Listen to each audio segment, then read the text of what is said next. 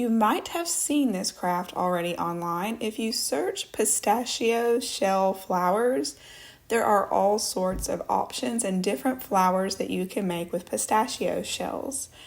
I'm going to be making some wheat. This is very easy to do. I'm just going to take these bamboo skewers from the Dollar Tree and hot glue each of these shells onto the top. You just want to overlap each shell, covering up any gaps you might have created. I love how this turned out, but it didn't look quite right. The craft turned out just like it looked when I saw it on Pinterest, but I wanted it to look more like the wheat I'm showing you here. I wanted it to have those little hairs coming out, or a representation of those. I don't know what those are called. I tried to look it up, and it's either on AWN or Beard. Those are two different things though, I think, and I'm not sure exactly what I created, but I do like how it turned out. I just took some of these dried flower stems and I glued each one to the top of each pistachio shell. At first I glued it to the top, but then I, started gluing it into the center to where it was angled out. I decided that I did like the one with the little hairs better. I liked the look of it. But you don't have to do this, but I did want to darken them up just a little bit. So I took some watered down antique wax. In fact, it was a little too dark to begin with, and so I watered down that antique wax just a little bit more. And I like how it sort of dirtied it up a little bit. It wasn't much of a difference, but I did like that look better.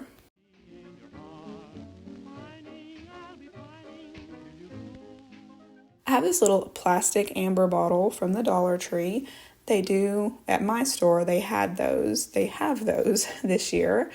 And I even went back and bought another one because I think I can think of some other crafts to do with it. And this will be a printable in the description box. It is sized to this bottle, but it's an old seed packet, the front of a seed packet from the 1800s. And I'm just going to Mod Podge that. But first, I did darken up the edges where you could see that paper where I cut it. I did put some ink, rub the edges of the paper on the ink pad to darken those edges up.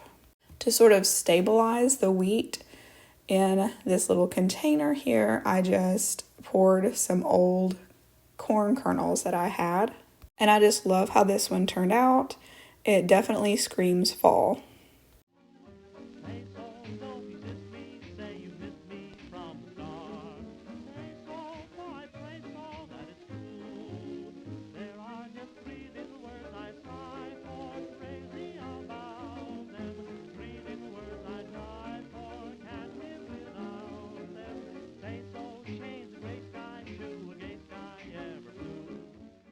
Today I'm participating in the Just Our Imagination Playlist Challenge. That is hosted every month by Kathy Jo DIYs, Rustic and Lace DIY, and this month the co-host is Nikki's Eye for DIY. I will have more on this later, but for now let's get back to crafting.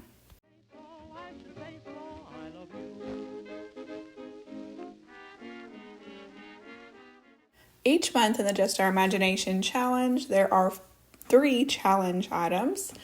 This month, they are poster board, felt, and a napkin holder, and I'm using this napkin holder from the Dollar Tree. This is the first time I'm using I believe it's the first time I'm using all 3 challenge items in the same project. Quite a few of the other ladies were saying that they were able to use all the challenge items in one project as well. So I'm really curious to see what they made and if any of us made the same thing. I just covered the napkin holder with the poster board. I used tape at first, and then I went back and put some glue, some hot glue, in all the little crevices. I did leave the back open for now. You could also use a cereal box, like a large cereal box would work well for this. I'm going to be creating some holes, and if I had been smart, I would have just punched the holes out with my crocodile before I even attach the poster board, but I am punching the holes afterwards, so I'm going to use my Dremel to make some holes. I'm making 3 rows of holes, and I'm just sort of offsetting them so that they're not lined up exactly.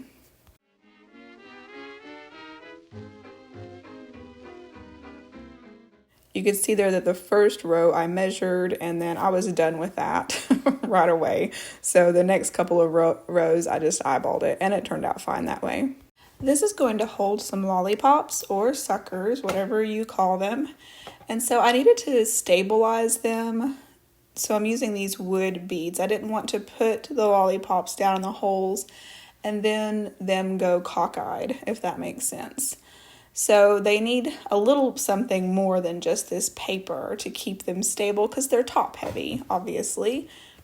You can find a sucker holder like this online, but it's made out of wood. I saw one for sale, and you would need, a skill saw, a drill, and, some basic woodworking skills to make the one that I saw. And so I'm making a more accessible version here. At first I was going to use the Dollar Tree spoon there as the turkey's head, but I felt like it looked a little too big, but you certainly could use that. But I have this old spoon here, and it's a little more narrow, so I'm going to use it. I'm using the felt to cover the spoon. This felt that I have is self-adhesive, and you can find self-adhesive felt online and probably in craft stores as well. But I didn't, you can use regular felt and just glue it. In fact, this self-adhesive felt, some surfaces it won't stick too well, so I had to use some hot glue to glue that onto that spoon. I wouldn't recommend, if you're gluing a sheet of fabric onto a larger surface, I wouldn't recommend using hot glue because a lot of times you can see that hot glue. It'll look like raised lines. So I would maybe, if I had to do this over again, I would have used a different glue because I noticed in some spots you could see that the fabric was raised where that hot glue was underneath it. It was at this point that I realized I shouldn't have closed up the entire turkey body yet. I needed to be able to see, I covered up those holes that I made with the felt. So I needed to be able to see where I was going with my poker tool from the Dollar Tree, as well as a skewer stick. That's what I used to create the holes in the fabric to open that back up again to stick the lollipops down in there. Now I use the wood beads on the front row underneath the paper inside of it. But for the second and third row, I'm going to use these square wood beads that I got from Dollar Tree. And the second row is going to be just 1 block high. And then the back row is going to be 2 blocks high. So these are going to not only stabilize the lollipops, it's also going to make them stair-stepped. So the front row will be a little bit lower, and then the second row will be a little bit higher, and then the third row will be even higher than that. And so it'll create a nice turkey feather sort of look. You don't necessarily have to use lollipops in this. You could use florals, you could stick feathers in there, you could change out what's in there, after the holidays if you wanted to. I mean, you could, instead of putting felt, I think it would be a nicer look if you just maybe painted it. You could make it more, more grown up looking, if that makes sense. This sort of looks like more like a child's craft project. It's really cute, and if you have kids coming at Thanksgiving, this would be, very cute to set out with some lollipops in it. Dum-dums would work, as well as those caramel apple suckers. Those are pretty good. Those would work well as well.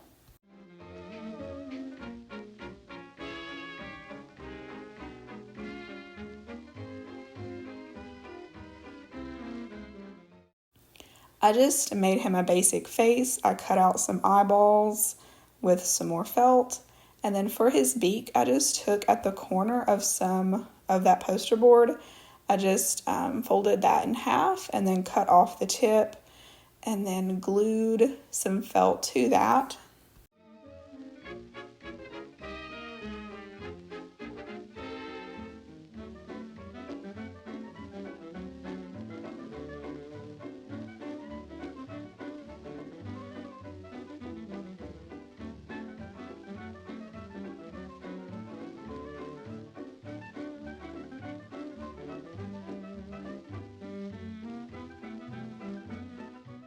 I didn't have any red felt, and so I just painted some of the orange with this red paint.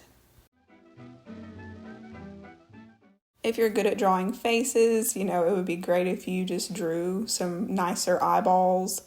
Maybe a face that has a little more character than this one. This one's super basic. He kind of, he has a stare about him. He kind of looks like, what am I doing with my life or something? He looks a little troubled. I don't know. It's not the best eyeballs there.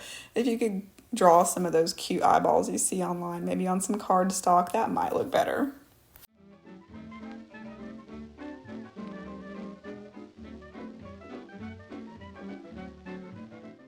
This is just a quick reminder that if you like this video, give it a thumbs up and subscribe if you haven't already.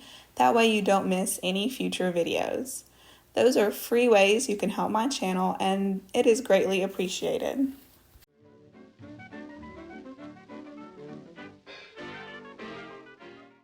Okay, for this one, you could use, if you have a large styrofoam pumpkin, I looked for a thrifted pumpkin, but I didn't have any luck finding the size that I needed.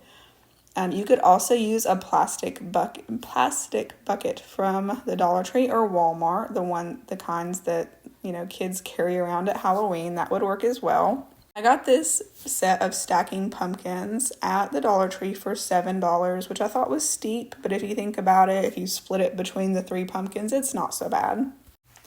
I got this fairy door from the Dollar Tree, and I'm going to make a fairy house out of this pumpkin. This has been done before, but I thought that looked so fun, and I wanted to put my own spin on it.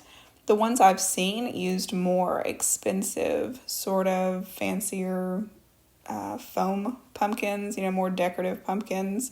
And so I wanted to make a more affordable version. The way the door was going to sit on the pumpkin, I would pretty much had to put it in the center there because it was going to be too cockeyed if I put it toward the bottom or the top. So the middle was the best option there. I started to cut out a hole for the door, and then I realized I don't need a hole for the door. These doors don't open. And so here I'm realizing I don't need to be doing this. I can just glue the door to the front of the pumpkin, and that's what I did. If you wanted the door to be closer to the bottom of the pumpkin so that you didn't have to make steps like I had to, you could cut a hole for the door near the bottom and then sort of set the door inside of the pumpkin, if that makes sense, so that it would stick straight up. You could, of course, build out the bottom as well. There are options. You just use your imagination and do what you have to do with your supplies. Now, you really do if you're going to do it the way I did it, you do need some sort of cutting tool, either a Dremel or a hot knife that would cut through the plastic. But of course, you could just glue things onto the pumpkin and not do any cutting. If you don't want there to be lights inside shining out of the pumpkin like I'm going to do, you could go, more basic and not do all these sort of extra things to it. I got these silicone molds that are frames, and they are in my Amazon store. The link to that is in the description box, and I'll put it up on the screen as well. I'm just going to fill this medium-sized frame here with some hot glue, and that's going to frame out one of the windows. I just wanted it to look like the fairy sort of found a couple of things to put on her house, and she found a picture frame and used that for one of her window frames. I have these tiny little bottles from the Dollar Tree, and I also have a plastic straw. I'm going to cut these down, and I'm also going to melt a hole. I want to make her some porch lights, and so I'm just going to use the straw, dip it in some wax here to mark where I need to make my holes and how big I need to make them. To stick the straw in there, I want to put the lights on the inside of the pumpkin and have them come out through those holes, through the straw, and into each little jar for her porch lights. I want the house to have sort of a whimsical look, of course, because it's a fairy house, so I'm offsetting the windows and making them different from each other.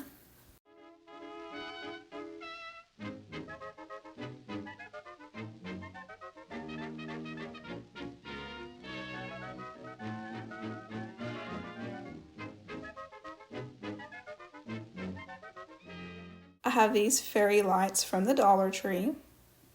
And this type of pumpkin actually worked. I was disappointed in the type of pumpkin I was going to have to use because I couldn't find what I really wanted. But this type of pumpkin actually turned out perfect for this project. The opening on the bottom was so large that it made it very easy to work inside of the pumpkin. I glued the battery pack inside and then sent the string lights, the fairy lights, out of those holes and through the straw and into each little jar. And I secured them with tape, but also added some hot glue as well.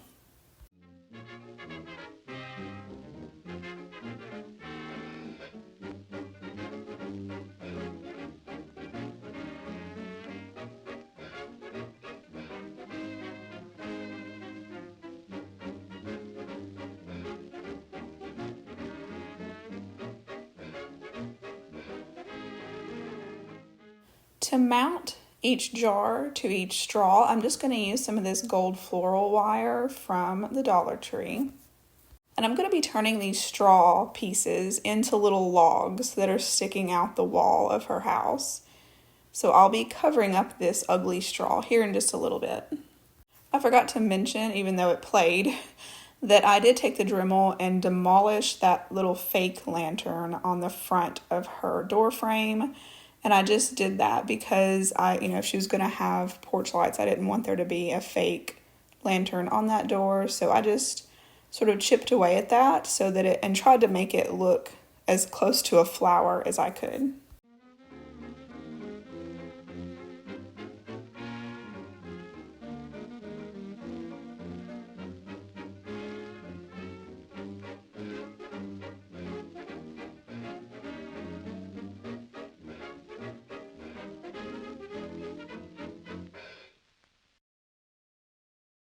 For the other window frame, I'm just going to use some air dry clay, and this air dry clay is drying out rapidly. I'm going to have to, quit being so cheap and buy me some new clay soon. I've had this stuff for years. I just used some cornstarch so that the mold would release the clay. It still broke into pieces because it was so dry, but that didn't matter because I was going to just piece it together around that window anyway. I figured it would have broke anyway because I was bending it so much. I used a few types of glues for this project: Beacon 3-in-1, some Aleene's tacky glue, and hot glue. That 3-in-1 glue is in my Amazon store as well. I'm just wrapping these straws in this clay, and then I'm going to take this little poker tool from the Dollar Tree and make some lines for the bark.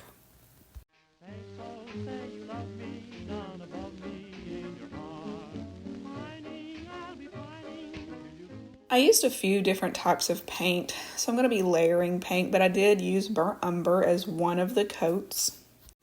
I took one of these skinny popsicle sticks, skinny craft sticks. I think they might also be called coffee stirrers.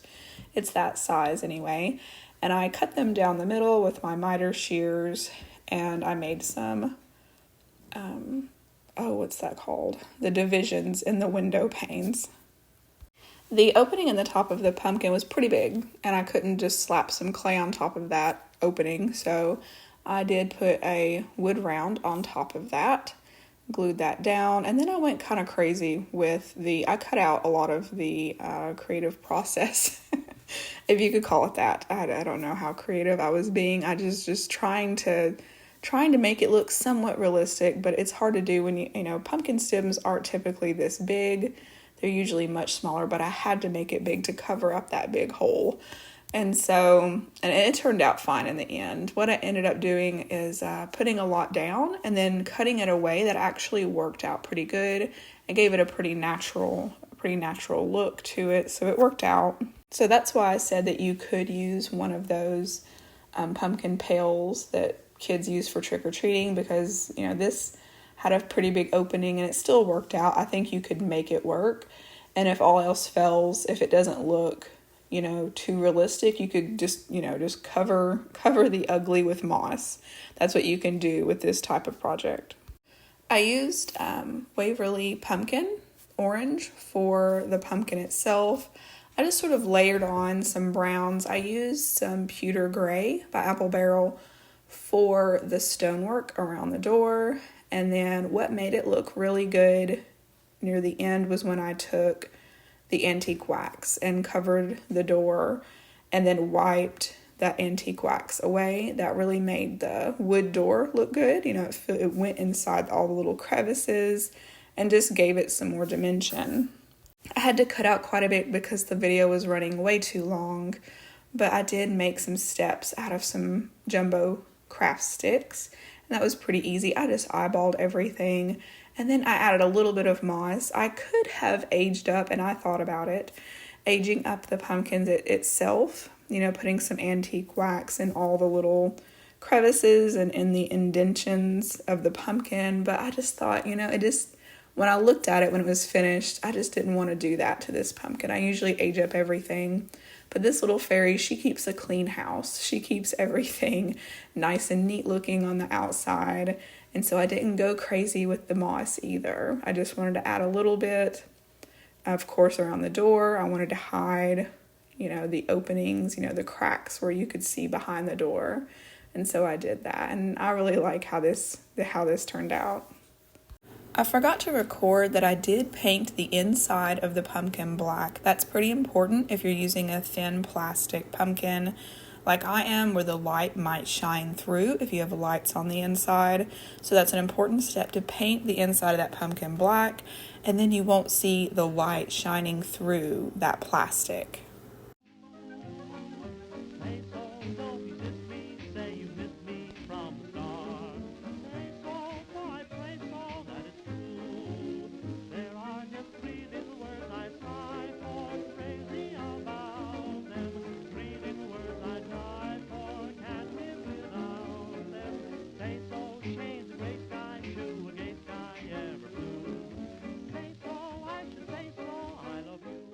Don't forget that this is a part of the Just Our Imagination playlist. The link to the playlist will be in my description box of this video, as well as the links to the host channels. You definitely want to go and check out everyone's videos and see what everyone made using those challenge items. But that's it for this one. Thank you so much for watching. I'll see you in the next one.